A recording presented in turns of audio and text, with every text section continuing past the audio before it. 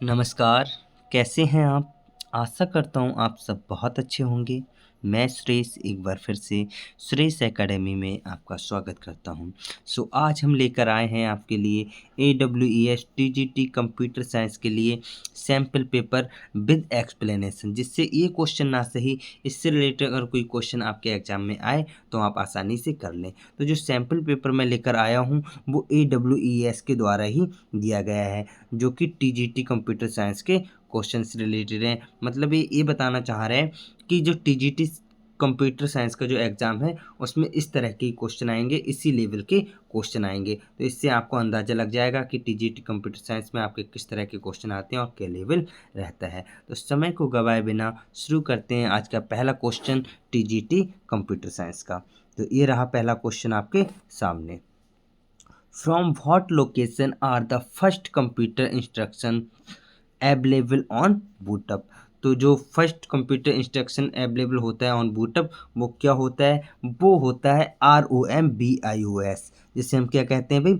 Read only memory. और BIOS क्या होता है? Basic input output device. तो इसके एक्सप्लेनेशन के बारे में बात करें तो आप देख सकते हैं कि जो ROMBIOS होगा, जो कि इसका राइट आंसर हो जाता है ऑप्शन नंबर ए। ये क्या होता है? The basic input output device output system जो होता है, जिसे BIOS कहते हैं, इज ए फर्मवेयर प्रोग्राम। क्या होता है? एक फर्मवेयर प्रोग्राम होता है stored in read only memory अर्थात ROM, दैट इनिशियलाइज, जो इनिशियलाइज करता है कि hardware component and begins the boot process before the operating system is loaded.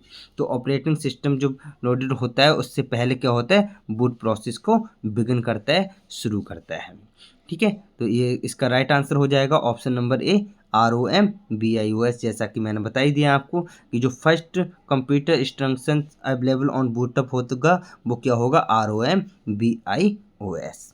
इसके अलावा जो दूसरा ऑप्शन है इसका CPU, वो नहीं होगा। फिलहाल तो उसके बारे में थोड़ा जान लेते हैं। तो द CPU के बारे में अगर हम बात करें तो ये क्या होता है? सेंट्रल प्रोसेसिंग यूनिट होता है। क्या होता है? सेंट्रल प्रोसेसिंग यूनिट होता है। और ये क्या करता है? एग्जीक्यूट करता है instruction what it need to receive them from a location first, which is the ROMBIOS। क्या हो जाएगा? हमारा बिल्कुल राइट आंसर हो जाएगा। लेकिन इसके अलावा जो तीसरा ऑप्शन दिया गया है boot.ini, ये क्या है? This is a configuration file है used on older window system like window XP to specify boot options, but it is loaded later in process, not at the very first instruction. Next जो D है config.sys, ये होता है this is configuration file used in DOS। क्या? DOS and earlier window version, also loaded after the initial hardware initialization from the BIOS। और BIOS क्या होता है? आपको पता है, बेसिक इनपुट आउटपुट सिस्टम। तो आपसे कई बार पूछा जा सकता है कि फुल फॉर्म क्या होती है BIOS की, या HTML की, या CPU की। तो इनकी फुल फॉर्म भी पूछी जा सकती है, तो इसलिए मैं आपको बताते हुए चल रहा हूँ। The correct sequence of HTML tags for starting A web page.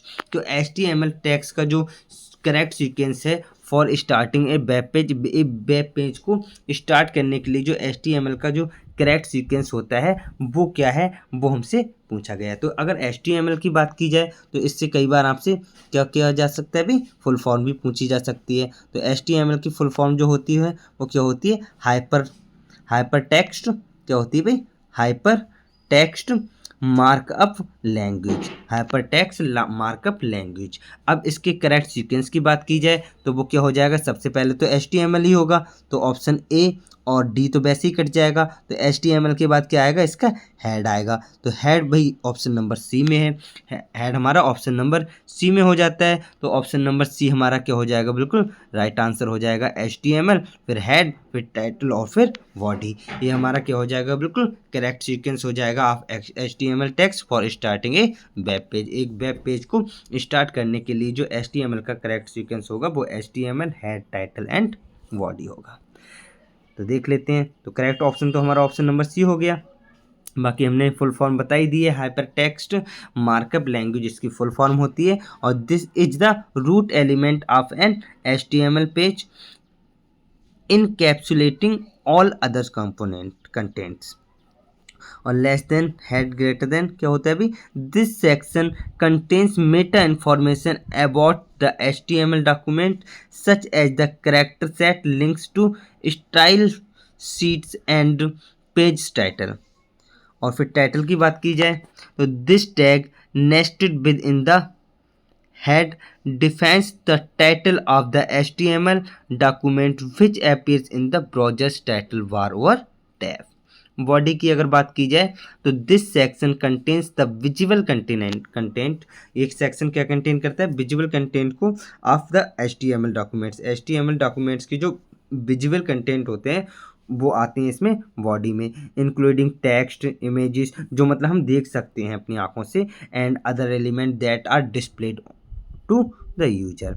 ठीक है, और इस क्वेश्चन का जो राइट आंसर हो गया वो तो हमारा हो ही गया। क्या हो गया अभी, मतलब जो सीक्वेंस था HTML, हेड, टाइटल और बॉडी हमारा करेक्ट सीक्वेंस हो गया।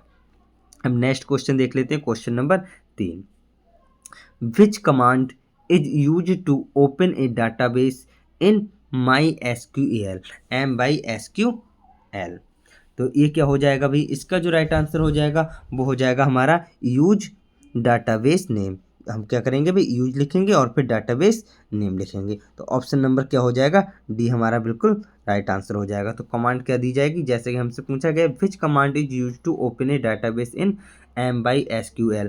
MySQL में जो डाटाबेस ओपन करना होगा तो उसके लिए हम क्या कमांड देंगे भाई, use database name. Use database name की हम कमांड देंगे। ठीक है, नेक्स्ट आगे बढ़ते हैं, नेक्स्ट क्वेश्चन। तो नेक्स्ट क्वेश्चन इसका डायरेक्ट आंसर हमने बता ही दिया भाई, यूज डाटाबेस नेम हम करेंगे। इसके अलावा नेक्स्ट क्वेश्चन देख लेते हैं, question number 4। To display all details from employ table in which deptno is equal to null, what query should be written. What query should be written. तो इसका जो राइट आंसर हो जाएगा वो हो जाएगा ऑप्शन नंबर हमारा ए में ही दिया है, select star from employ where deptno is null, where deptno is null. तो ऑप्शन नंबर ए क्या हो जाएगा, बिल्कुल राइट आंसर हो जाएगा। क्यों होगा इसके बारे में भी हम देख लेते हैं। तो करेक्ट आंसर तो हमारा ऑप्शन नंबर ए ही हो गया।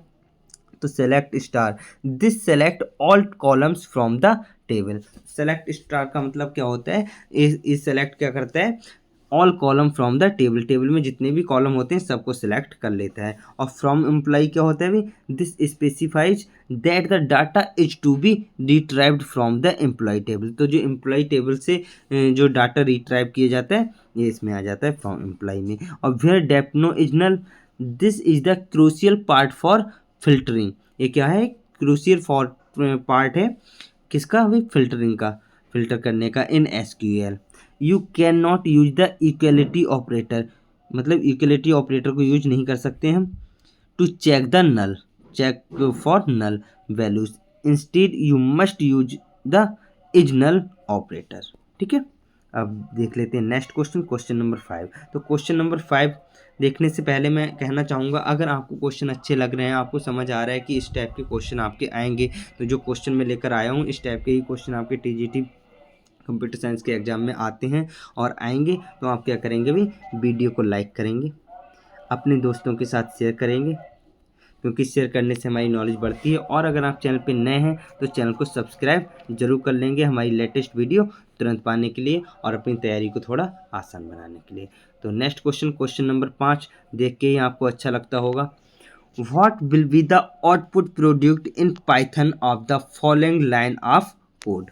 तो ये क्या भी निम्नलिखित लाइन है जो कि कोड में दी गई है, इसे आउटपुट प्रोडक्ट पाइथन में कैसे लिखेंगे ये हमसे पूछा गया है।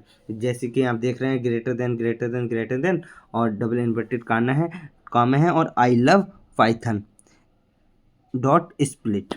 तो ये किस टाइप से लिखा जाएगा, इसमें क्या होता है, सारे वर्ड्स में हम क्या करते हैं, स्पेस देते हैं, सारे वर्ड्स में हम स्पेस देते हैं और सारे वर्ड्स को हम क्या करते हैं, इन्वर्टेड कॉमा के अंदर बंद करके लिखते हैं इस टाइप से।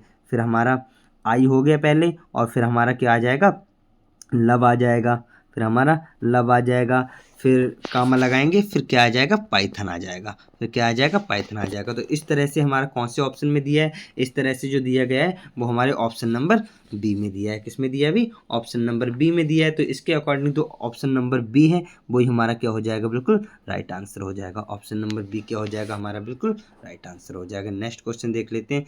नेक्स्ट क्वेश्चन देखने से पहले आप इसको पढ़ सकते हैं। The split method in Python when called on a string without any arguments splits the string by white space character spaces tabs new lines and returns a list of substrings.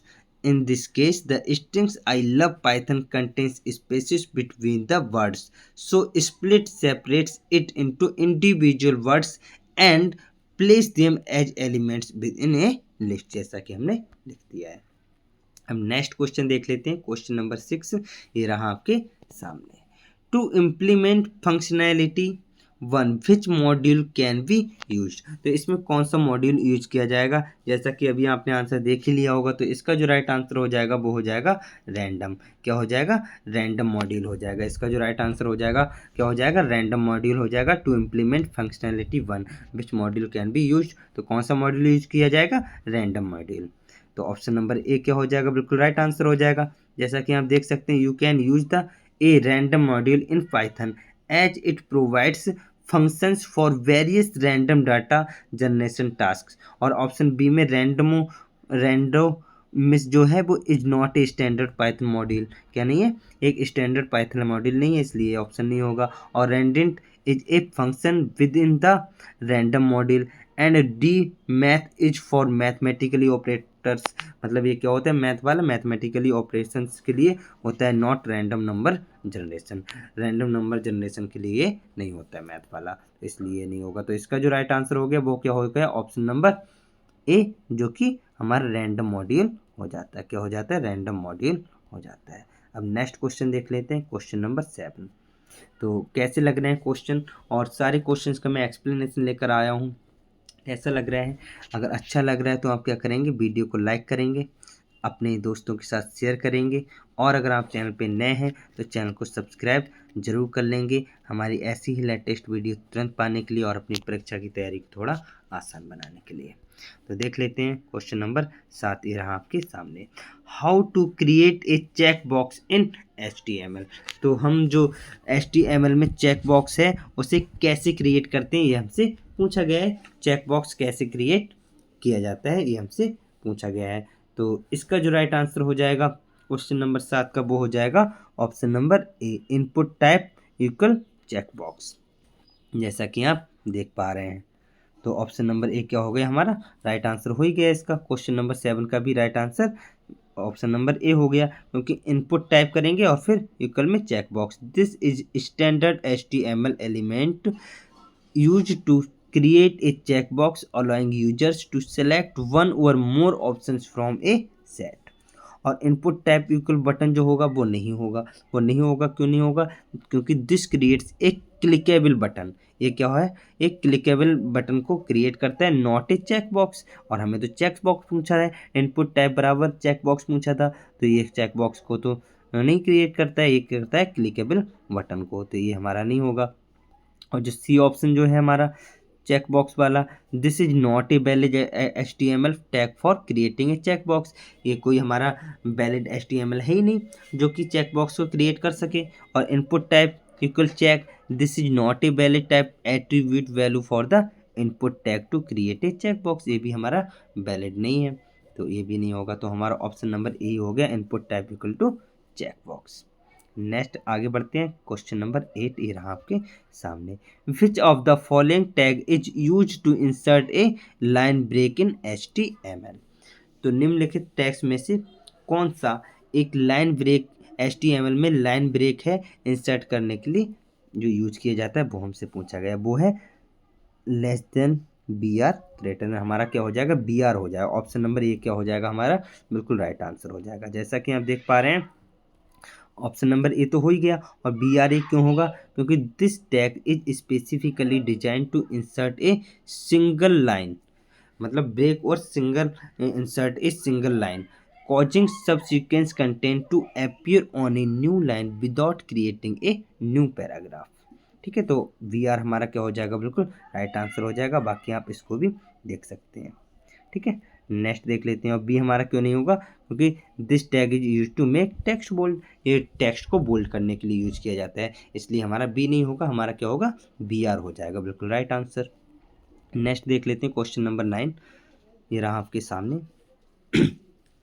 In the URL, जो कि आप देखते होंगे जब आप internet चलाते हैं तो उसमें HTTP करके कुछ लिख के आता है, तो वो ये हमारा क्या होता है, URL नंबर होता है, क्या होता है, URL नेम होता है। तो the name of the host is dash, क्या होगा, ये हमसे पूछा गया है। तो इसका जो नेम है उसका होस्ट का नेम क्या होगा, इसके होस्ट का जो नेम होगा वो क्या होने वाला है, ये हमसे पूछा गया है। तो ये क्या होगा हमारा, जो आप देख रहे हैं XXXX लिख के आ रहा है ना, 4 बार XX, मतलब HTTP के बाद जो हमारा लिख के आता है वही हमारा क्या होता है, नेम ऑफ द होस्ट होता है।